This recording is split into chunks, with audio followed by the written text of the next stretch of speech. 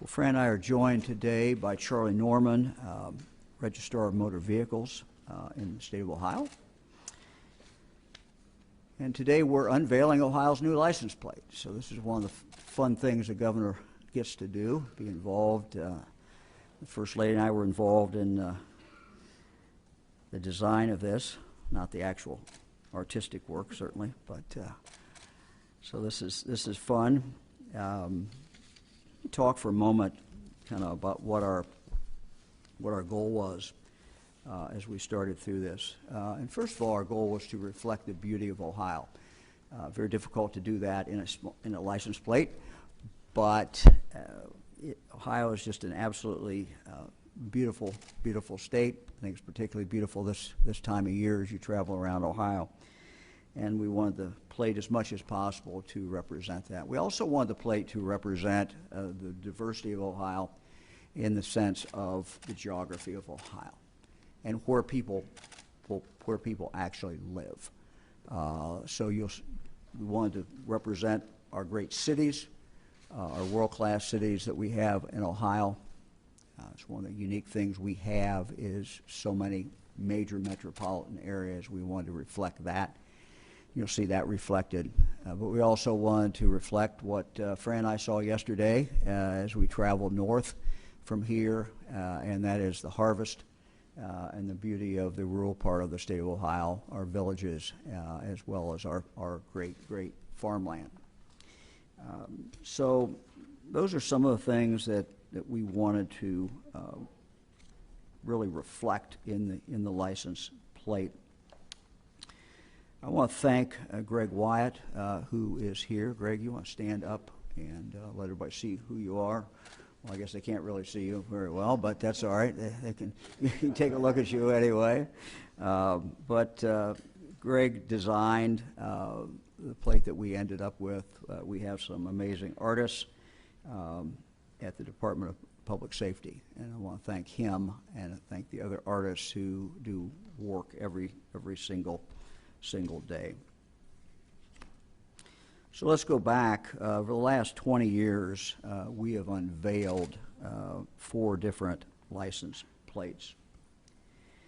Governor Taft introduced 2 plates during his administration. In 2001, as Ohio began celebrating the state's 200th birthday, he launched the bicentennial plate.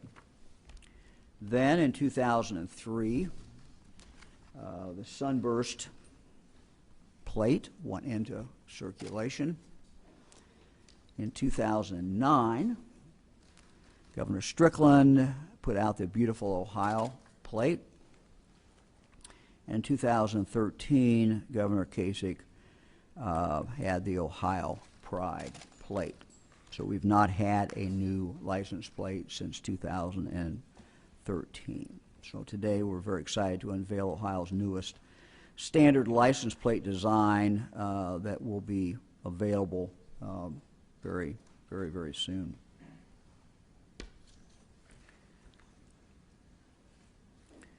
Our goal was for the plate to reflect the heart and soul of the Buckeye State, to honor our past while also looking to the future. Fran, I love the beauty that's represented in the seal of the state of Ohio. You'll see that this license plate has some reference to that seal. We love our diverse cities, our villages. We love Ohio's heritage as the birthplace of aviation. So our newly designed plate reflects all of these. So let's take a look at the new. Well, I'm going to ask the First Lady to unveil it, and we'll take a look. Charlie will make sure it doesn't fall over.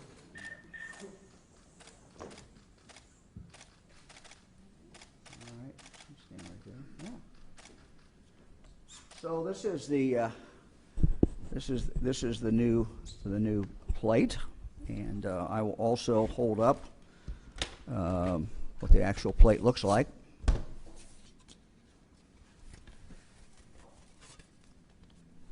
This is the actual plate, what it will look like what it does look like, because these are real plates.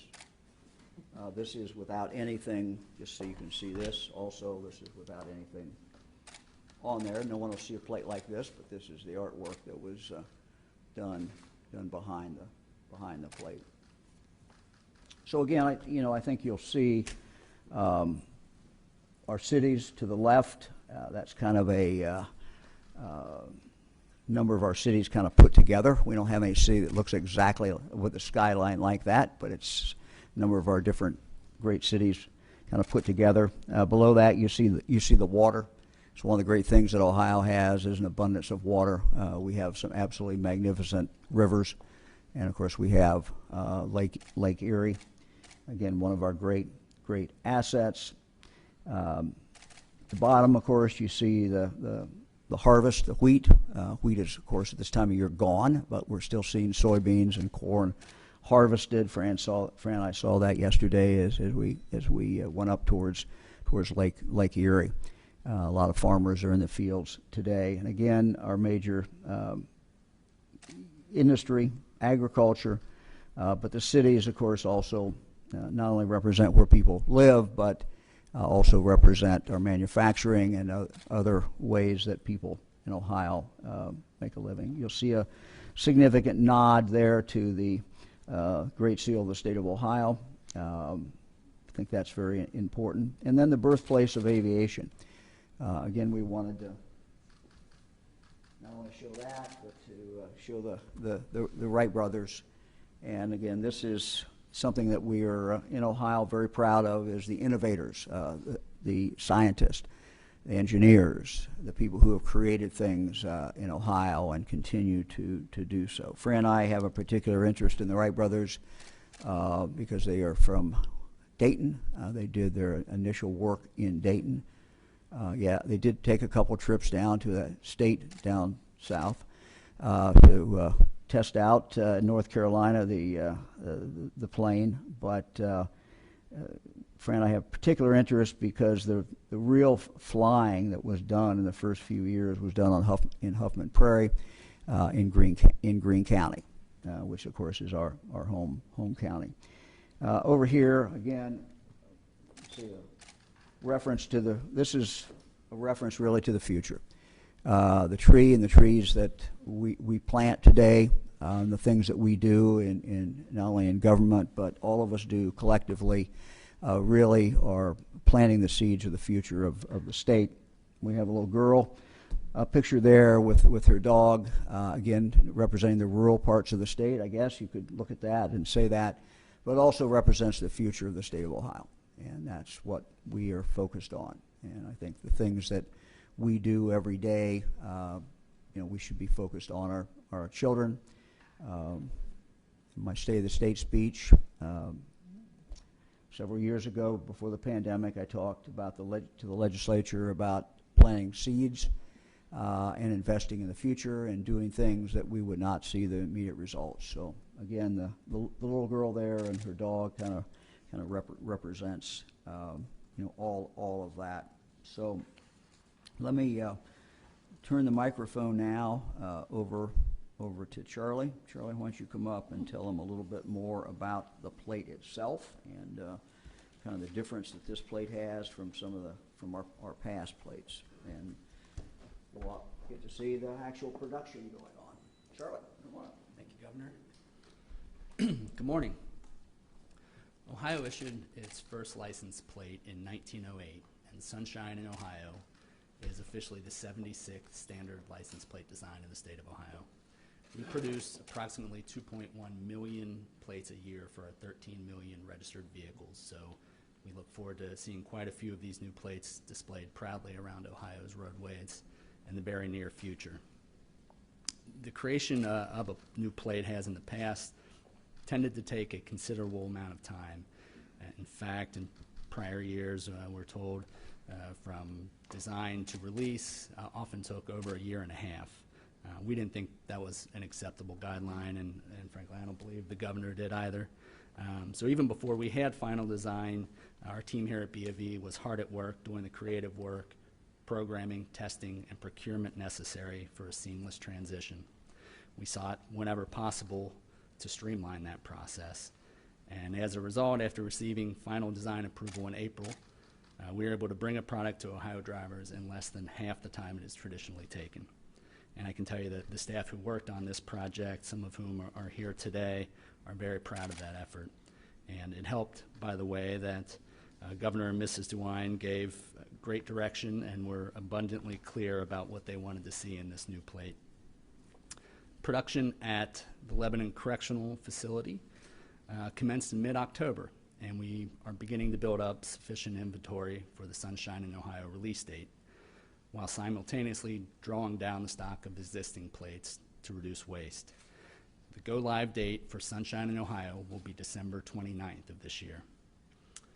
Issuance of the current Ohio Pride plate will cease at the close of business on December 28th. From that day on, customers who are doing a first-time registration of a vehicle and purchasing a new standard plate will receive Sunshine in Ohio. Ohioans who wish to switch from their current plate to the Sunshine in Ohio plate can do so also starting on December 29th via mail, in person at a Deputy Registrar License Agency, or by clicking the online services tile at our revamped website, bmv.ohio.gov. Thank you again, Governor, for allowing us to be a part of this exciting day. We look forward to that December 29th day. We know it will probably be cold, but at some point there will be sunshine in Ohio on December 29th. Somewhere at least. We're happy to answer any questions. Governor, the design seems to be very reminiscent of the beautiful Ohio plate that was under the Strickland administration. I think it was partially designed by First Lady DeWine. Is there a reason for that? Was that a goal? Well, we looked at every, if you can believe this, we went back and looked at every license plate that had ever been issued in Ohio, and went through them and just to kind of give us ideas about what should be in there. Yes, when we ended up with this plate, it was probably the closest to this plate is the one under Governor Strickland. So it's a coincidence, but it certainly, I think your observation is correct. It probably is. As I said, we went back. Charlie gave us every plate or picture of every plate back just to give us ideas. But I want something that was reflected the beauty of Ohio. Fran and I want something that reflects the beauty of Ohio. You need to check all the other boxes as far as the different parts of Ohio. I want something, Fran and I both want something that was about the future. The touch when we saw what the artist did in regard to the little girl swinging, that was one we went through a number of different renditions. And we went back and forth for some time, but when that was produced, the little girl, we love the little girl, and we love the dog, and we thought that was represented not only the rural part of the state of Ohio, but it also represented really the future of Ohio. So we were happy about that. So I'll ask the question that we might get. Why a dog and why that dog? Is it the state dog? And why not cats? And why what? Why not cats? Well, yes, that's a good question.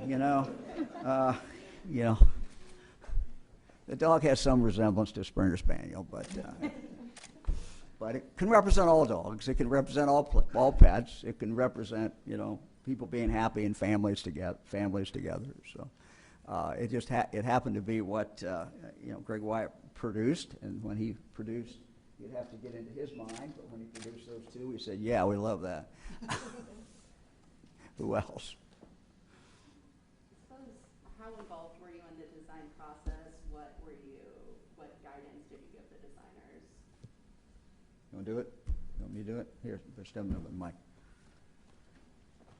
Well, I think, the inspiration really is the Great Seal of the state of Ohio, and that's what we told the designer. We wanted the morning sunrise as the Great Seal has, and we wanted wheat. Instead of doing the shocks of wheat, we actually did the field of wheat, but we incorporated a lot of things from the Great Seal, and that's exactly what we told them. And we went through a lot of a lot of different, variations of this, and until we got exactly what we wanted. We probably So- drove them crazy. About how many versions did you? We probably drove them crazy. You could ask some member of our team that, this is sometimes what we do. So I drive my team crazy. So poor Greg had to put up with this. So. Is there a cost estimate for developing this plate, and will there be a cost change for people who get it? Yeah, I'll let Charlie take that. Thank you. The plate was actually, just as the governor mentioned, developed by Greg White in-house. So there is, of course, a lot of programming and coding in addition to the design work, but it was all done by here in-house by DPS staff. Customers who are doing an initial registration, so going for their first time, if they get a new car, there's no additional cost to get this plate. It's the same as a registration on any standard plate. Customers who wish to switch to the Sunshine in Ohio plate, there's a new metal fee in statute. I believe it's $7. And if I could just add to this, and Charlie can maybe amplify this, but just for the public, sometimes people think when there's a new license plate that they're going to see it everywhere. This is going to, to roll a new license plate out, it comes out in increments, and I don't know, Charlie, how many years it will take until, whether you ever get to a point where half the license plate, I don't know if you have any data on that. I do. So we know right now there are about 12 million of the Ohio Pride plates still in circulation, but we can go back. There are 1.4 million beautiful Ohio plates, 1.4 million Sunburst plates, which were under Governor Taft. So customers, have the option to keep their plate, to transfer their plate. So it does take a while. We issue about 2.1 million new plates a year, though. So you can do the math. It'll take several years before it's Sunshine, Ohio is a majority, I think. And people can still, Charlie, get the specialty plates, right? None of that has changed in any way. That's correct. There's a cleaner, streamlined design for the specialty plates that will be rolled out along with the new Sunshine in Ohio plate. Sorry, Norman, what happens to the leftover plates? How many are there right now, would you say? Yeah, that's a really interesting question, and a lot of thought goes into that. We, of course, want to reduce waste. We mentioned that big number, that 2.1 million. We, in anticipation of this, have been drawing down that supply and slowing down production. So we think by December 29th, and it's of course an estimate because we don't know how many cars will be purchased between now and then, but we think we'll have about 40,000 of those plates left. Those plates will be recycled, and the revenue split between Ohio Penal Industries and the Department of Public Safety. What else? Do we get a spelling on Greg Wyatt's name, your title, and name here for me on this? GREGWYATT. And what's your, Well, give me your title. Visual Communication Manager. I have a quick non-licensed plate question. Shocking. Yeah. Circle them out. As far as our COVID vaccination rates, they have not really been increasing even with the vax to school. What is, I guess, are you concerned about those numbers being not so robust recently, and what are we doing to kind of improve vaccination rates? Sure, in Ohio? sure. No, excellent question. I watch the numbers probably as close as anybody in the state of Ohio does, so I see the numbers every single day. They have been hovering around 6,000 to 7,000 new ones a day, some days less, some days more. I don't know exactly what it would average now, somewhere between 6 and 7, I think, a week per day. Would we like to see those higher? Well, sure, we would like to see those higher. The reality is, the further along in this we go, the fewer there are people to get that first dose. We are at, I believe, 64% now, a little over 64% of those who are eligible, those 12 and above. One of the things that we will do when in the first part of November, when we hope children 5 and above are eligible, we will be displaying that number, 5 and above, and what that percentage is as well. When we designed the Vax to School, we made a decision not to put it really into effect. People could sign up, but not to start giving prizes away or setting any dates until we could include 5-year-olds and above. We assume that that's going to take place in early November. Just as soon as that takes place, then as soon as they're eligible to get vaccinated, they will be eligible to then go in and register, and we will announce the timeline of when those scholarships will be drawn out. We hope that will also, at that point, get people excited about the scholarships. We have, I looked at last night, and I don't recall the exact number. It was 80 or 90,000, I think, that have actually signed up, and we would anticipate that will significantly go up. As far as what we are doing, we put out, I believe, a release yesterday that talked a little bit about this next phase. And again, this is a very important phase. I can tell you from our own family, we have grandchildren, we have families that are split. Some of the kids are vaccinated, other kids are not vaccinated. This will eliminate that as far as at least kids who are school age. And so any family that wants to have their children vaccinated, all their kids vaccinated, they're going to be, we believe, in early November, have the opportunity to do that. So we're very, very excited about that. What we are doing, we continue to highlight pediatricians. You're going to, you've seen us for several weeks have press conferences, not where I was there, but Dr. Vanderhoff and pediatricians and others to talk about children. So we will continue to do that. I know the children's hospitals are going to continue to do that.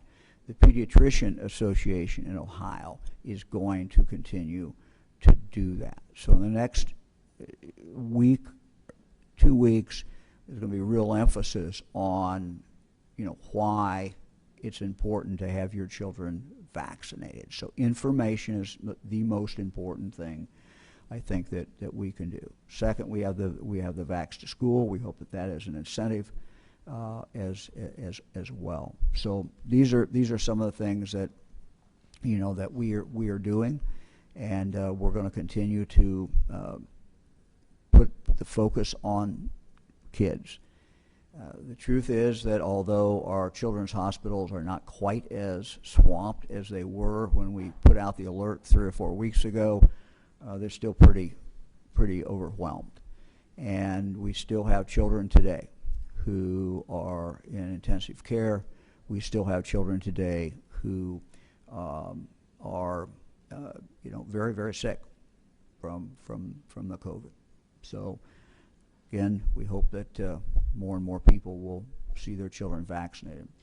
We also have, and I wrote the numbers down, let me just take a moment and look.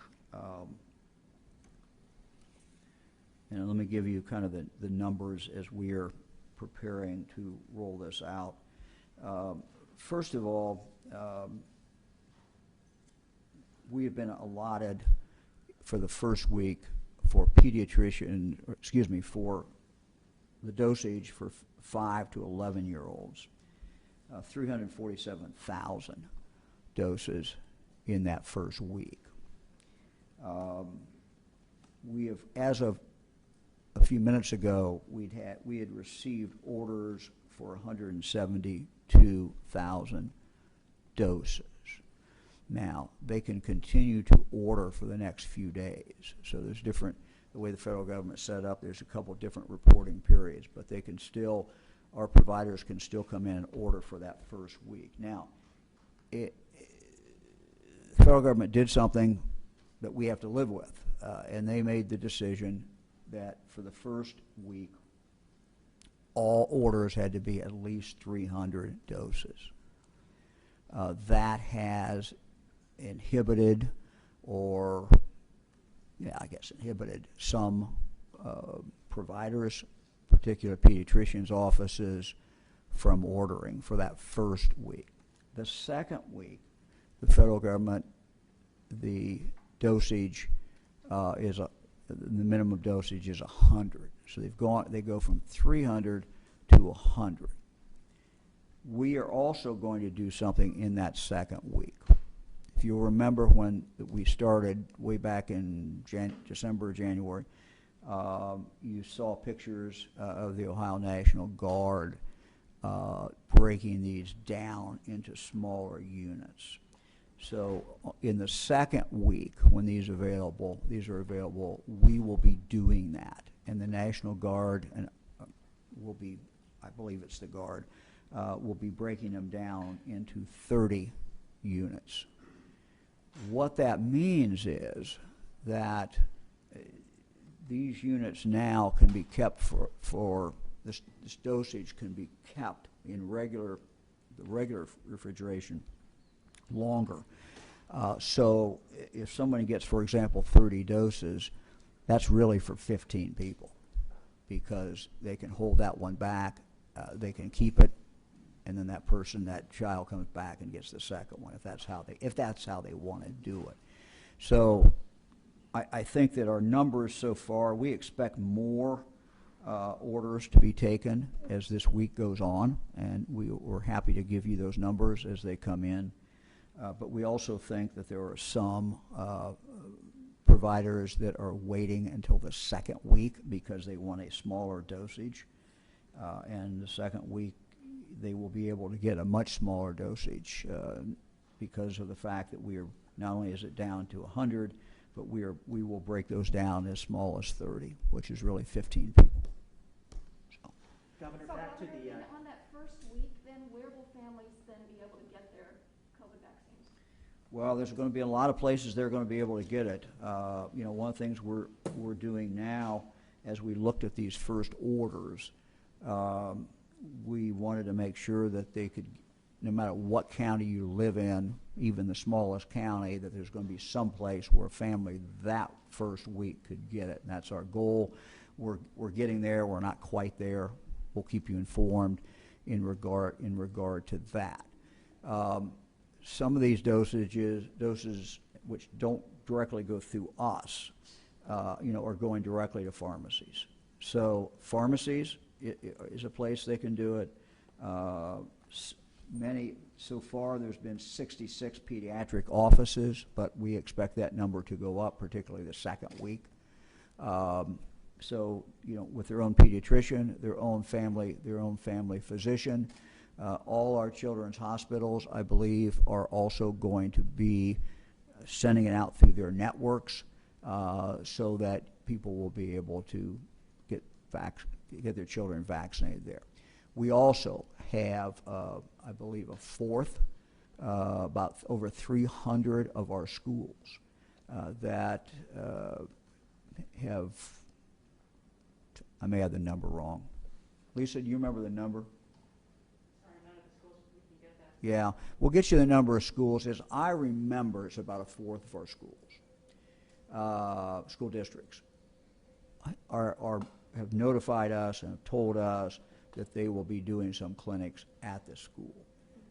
But every health department is also going to have access to these, and we expect the health department will also be a place that people will be able to go and take their children. So, Governor, back to the plate for a second. okay. Obviously, we got rid of the front plate last year. When somebody orders this plate, do they receive one or two plates? And is there an issue with having two different types of plates on a car? So a customer, just as they can today, can opt for one or two plates. There's, I believe, an additional $1.25 fee for that second plate. We have, as the governor mentioned, 4 other plates out in circulation right now, in addition to, I think, 300 specialty plates. So it's not an issue. It's something law enforcement's very familiar with, having a number of plates out there that are on the roadways. And this is, in that vein, I'll mention we had the plate went through a pretty extensive testing process with law enforcement, both here at the Ohio Highway Patrol and also some local law enforcement agencies, to make sure it was legible from certain distances and readable by technology. So the plate, I'm proud to say, has a 100% readability. Governor, would you still like to see the front plate brought back? Yes. Governor, On booster shots, can you talk about Ohio's progress there, and is there any consideration given payments for that? No, I don't think we're going to do an incentive on that. As you can see, that's been pretty robust, the number of people who are getting those. In fact, those are leading now. If you look at the numbers every day, there's more people getting booster shots. We would expect that will continue for some time, and then at some point it's going to go, we assume that will start leveling off and going down. that leads to my question. We are seeing interest in the booster shots. We're hearing a lot of people say they want them. Are you afraid that with the booster shots and then, all this emphasis with the kids getting the shots, that the people who haven't gotten a shot might get closed out of the process? And is there anything to make sure that those people who haven't gotten one vaccine have a chance to get in there ahead of anyone? Yeah, we really don't think that's a problem. We've not seen that as a problem. It is there's ample opportunity for people to get shots.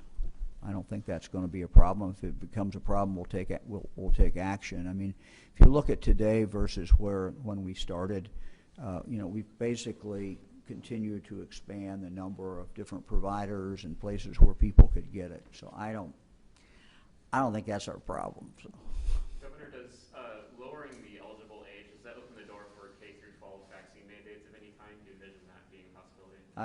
I don't really envision that. Governor, It's parental decision, but again, we would hope that people will inform themselves to talk to their own doctor. If you have a question, should my child be vaccinated? Go talk to your doctor. Talk to your pediatrician. Talk to, really talk to the experts. yeah, that basically brings up my question, just to your message to families. There's still a lot of questions out there. These are young kids getting the vaccine. Just your message to Ohio families as Ohio rolls out, this new vaccine plan. Well,